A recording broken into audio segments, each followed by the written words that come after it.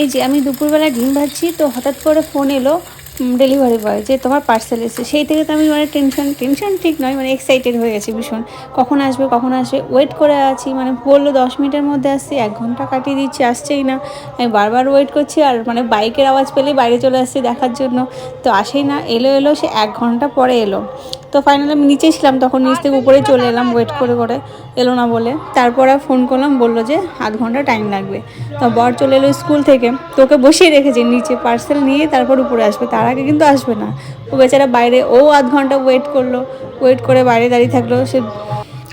আমি শুধু বারবার এদিক আর ওদিক করছি, আমি এই রাস্তার দিকে তাকাচ্ছি একবার, ওই রাস্তার দিকে তাকাচ্ছি একবার, পার্সেল বয় আর আসে না। এই যে ফাইনালি আমার ডেলিভারি বয় চলে এসছে, তো এবার দুজনেই আমরা উপরে চলে এসেছি, আবার নিচে যেতে হবে, আবার পার্সেলটা নিতে হবে, আবার উপরে আসতে হবে। তো একজন দাঁড়িয়েছিল আমাদের গেটের বাইরে, মানে আমাদের পাশের বাড়ির একটা ছেলে, ওকে বললাম পার্সেলটা তুই নিয়ে আয়, নিয়ে উপরে চলে আয়, আমি আর নিচে যেতে পারছি না। তো আমার ফাইনালি পার্সেল রিসিভ হয়ে গেছে, ওকে আমি বললাম তুই উপরে চলে আয়, তো উপরে এসে আমাকে পার্সেল দিয়ে গেল। মানে আমি কখন খুলবো, কখন দেখবো, ভীষণ এক্সাইটেড। তো ফাইনালি পার্সেল আমার হাতে চলে এসেছে। এবার তোমরা বলো কি, মানে কি এসেছে বা কি আছে। তো তোমরা সব ভাববে তো এর মাথাটা কি খারাপ হয়ে গেল, সব একই রকমের কেন অর্ডার করেছে। তো তোমরা দেখতে থাকো।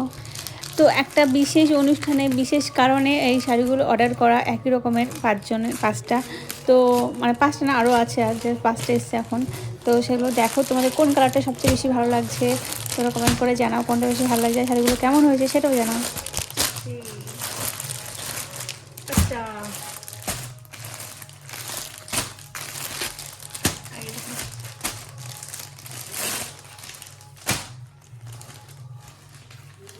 ফোন ঘুরাবো না, এদিকে।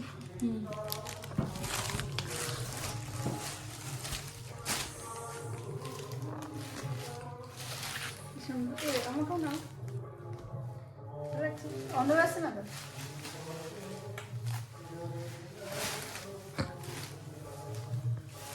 পরে ভাজ করছি।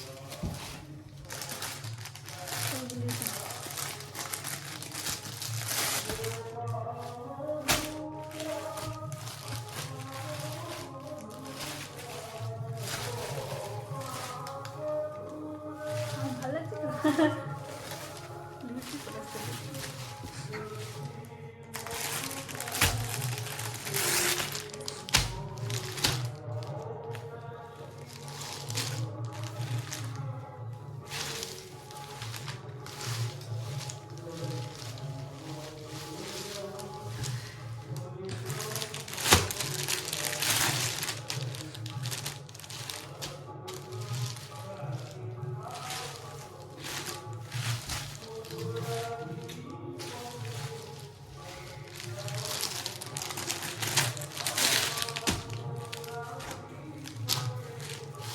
আগেরটা থেকে এগুলো বেশি সফট সুন্দর, আগেরটাই বেশি ভালো লাগছে।